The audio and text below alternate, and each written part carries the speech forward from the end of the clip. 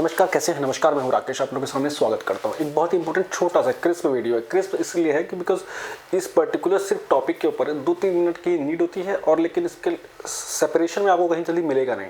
Question आजकल इससे link होकर बहुत आ रहे हैं। हम लोगों ने पास्ट में देखा था, चाकोलिथिक एरा देखा था, स्टोन एज देखा था। अभी प्रीवियस ईयर क्वेश्चन को हम टॉपिक वाइज देख रहे हैं तो उसके बाद हमने इंडस वैली सिविलाइजेशन को देखा था, सिंधु घाटी सभ्यता को। तो अभी हम वैदिक साहित्य शुरू करेंगे जिसमें कि वो थोड़ा सा बड़ा है और उसमें से क्वेश्चन खूब पूछते भी हैं ये लोग। वैदिक जो पीरियड था वो माना जाता है करीब 1500 BC से लेके और करीब 600 BC के आसपास तक, है ना।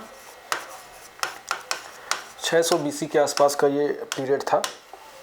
और इस पीरियड में, है ना, इस पीरियड में भी अगर आप 1500 से 1000 BC का जो पीरियड है इसे अगर बोल देते हैं तो ऋग्वैदिक काल बोल देते हैं इसको, या ऋग्वैदिक एरा बोल देते हैं, ऋग्वैदिक पीरियड बोल देते हैं।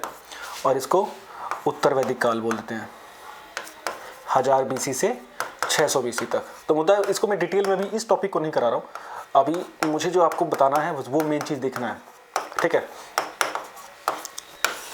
ये इस पर खूब क्वेश्चन आता है। एक क्वेश्चन बहुत है कि इसकी ये ग्रामीण व्यवस्था थी, है ना, ग्रामीण स्वरूप था इस काल का। एक चीज़ को ध्यान रखना, ठीक है। ऋग्वेद की रचना इस काल में हुई है।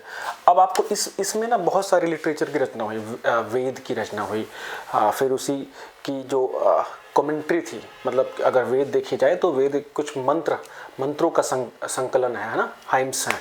और उसके बाद उसी के बाद एक दूसरा उनका लिटरेचर था जिसको ब्राह्मण बोला जाता था। ब्राह्मण जो ग्रंथ होते थे वो वैदिक ग्रंथों की एक प्रकार से कमेंट्री होती थी, एक्सप्लेनेशन होता था। फिर उसी के बाद आरण्यक होता था। आरण्यक मतलब जंगलों में जो ज्ञान बांटा गया है। तो आरण्यक में ज़्यादातर रिचुअल्स या जीवन के जो कर्म कांड हैं वो बताए जाते थे। और फिर था उपनिषद। उपनिषद मतलब जीवन की फिलॉसफी। मतलब वेद सबसे पहले आया, वेदों में से मंत्र होते थे, फिर उसकी पूरा एक्सप्लेनेशन आया ब्राह्मण ग्रंथों में। और फिर हर वेद का अपना ब्राह्मण ग्रंथ होता था और फिर उसका अपना आरण्यक होता था, उसका अपना उपनिषद होता था। मतलब इस प्रकार से पूरी इनके पेयरिंग है। और किस वेद का कौन सा आरण्यक है, कौन सा उपनिषद है, ये थोड़ा सा कई बार कंफ्यूज कर देता है। बहुत डेडली क्वेश्चन बनता है, ना, बहुत जबरदस्त क्वेश्चन बनता है। क्वेश्चन यहाँ से बन के आता भी है। अभी आपके सारे क्वेश्चन निकल जाएंगे अब यहाँ से। अब इसको देखिए, इस तरीके से हमें करना है। सबसे पहले मैं जब समझा रहा था वो कि वेद क्या होता है, वेद एक प्रकार से संस्कृत के मंत्रों के आधार पे पूरी रचनाएं हैं। फिर उनका एक्सप्लेनेशन किया गया है जिनमें कमेंट्री के द्वारा बता के एक्सप्लेन करके केवल भाव के साथ उसको ब्राह्मण ग्रंथ बोला गया है। उसके बाद फिर कुछ रीति रिवाज या कर्म कांड की जो जानकारी जो एकत्रित होती है वो मिलती है हमको आरण्यक से। आरण्यक मतलब जंगल, जो जंगलों में जो क्या कहते हैं, ब्राह्मणों के द्वारा या जो भी वेदास का जो एक्सप्लेनेशन हुआ है कर्मकांड के लिए, वो आपका आरण्यक कहलाया है। और लास्ट में जो उपनिषद है बेसिकली वो फिलॉसफी है। तो आपको इसका मंत्र भी इसका अर्थ भी पता होना चाहिए कि किसका क्या रोल है ना, कि उपनिषद क्या है। जैसे उपनिषद क्या है, एक पूरा वेदों की जो फिलॉसफी है ना। आरण्यक क्या है, वेदों का जो जिस्ट है उसको कैसे हम अपनी स्पिरिचुअल लाइफ में यूज़ कर सकते हैं, वो है, ठीक। तो सबकी संख्याएं अलग अलग है। जैसे वेद आपके 4 होते हैं, आप ऋग्वेद से लेके आपका यजुर्वेद, अथर्ववेद, सामवेद, ये सब। उसके बाद आपके ब्राह्मण ग्रंथ बहुत ज़्यादा नहीं है, बहुत ज़्यादा तो कुछ तो डिस्ट्रॉय भी हो गए। ये माना जाता है कि लगभग 20 या उससे कम ही ब्राह्मण ग्रंथ थे। उसके बाद आपके आरण्यक आ गए। तो हर वेद के कुछ अपने आरण्यक हैं, 2 से लेके 4, 6 इस तरह से। फिर उपनिषद है, टोटल उपनिषद करीब आपके 108 है, बहुत ज़्यादा। इसका पर्शियन ट्रांसलेशन भी करवाया था दारा शिकोह ने, आप लोगों को पता होगा। अब इसी को लेकर चीज़ों को लेकर आगे चलते हैं कि किस वेद का क्या रिलेशन आपस में, और ये आपको फटाफट याद रह जाएगा। देखिए ये आपके वेद हैं। जैसे पहले चलते हैं ऋग्वेद पे। तो ऋग्वेद के 2 ब्राह्मण ग्रंथ हैं, मतलब ऋग्वेद की पूरी कमेंट्री इन दोनों में हुई है, ऐतरेय और कौशिकी। इसके आगे आप ब्राह्मण देख सकते हो, ऐतरेय ब्राह्मण या कौशिकी ब्राह्मण, एक ही बात है, ऐतरेय कौशिकी, ठीक। इसके आगे मैंने सीधे एरो मारा हुआ, मतलब सेम। इसके आरण्यक को भी ऐतरेय आरण्यक, कौशिकी आरण्यक कहेंगे। इससे रिलेटेड जो उपनिषद है उसको भी ऐतरेय उपनिषद और कौशिकी उपनिषद भी कहेंगे। तो ये सेम नाम कैरी होगा। इस नाम को आपको दोनों को याद रखना है। इसके ब्राह्मण भी, इसके आरण्यक भी, इसके उपनिषद, मतलब इससे रिलेटेड तीनों लिटरेचर इसी नाम से ही जाना जाता है। बस पीछे ब्राह्मण, पीछे आरण्यक और पीछे उपनिषद लगा देना है। इसको याद जरूर रखिएगा। मैच द कॉलम में करके क्वेश्चन ये आ सकता है। नेक्स्ट अगर देखें सामवेद। मैं अभी सारे वेदास का नहीं बता रहा हूं कि किस में क्या क्वालिटी थी, वो अलग बताऊंगा, वो आप लोगों ने कई बार पढ़े भी होंगे। सामवेद का बहुत इंपॉर्टेंट जैमिनीय ब्राह्मण, षड्विश मतलब हेक्सागोनल, तांडव महाब्राह्मण, ये 3 इसके ब्राह्मण लिटरेचर है। किससे रिलेटेड है ये? सामवेद से। किससे रिलेटेड है? सामवेद। अब इसके 2 आरण्यक हैं, उनका नाम क्या है? छांदोग्य और जैमिनीय।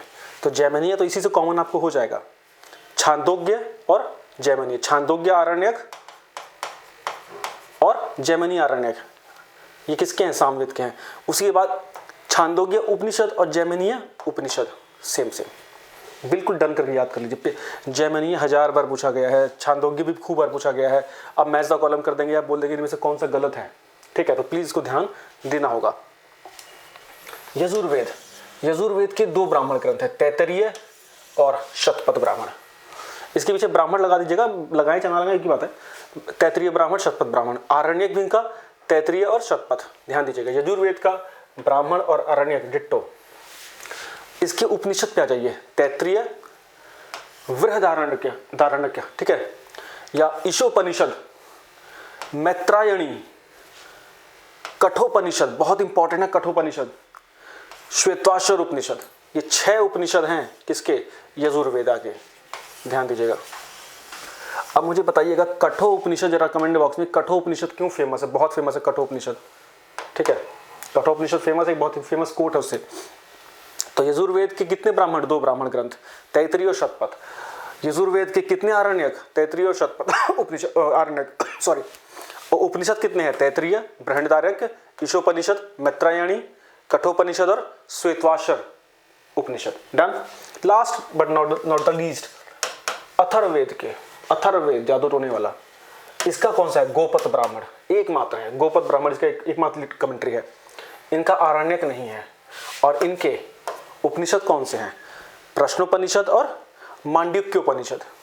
प्रश्नोपनिषद, मांडुक्योपनिषद।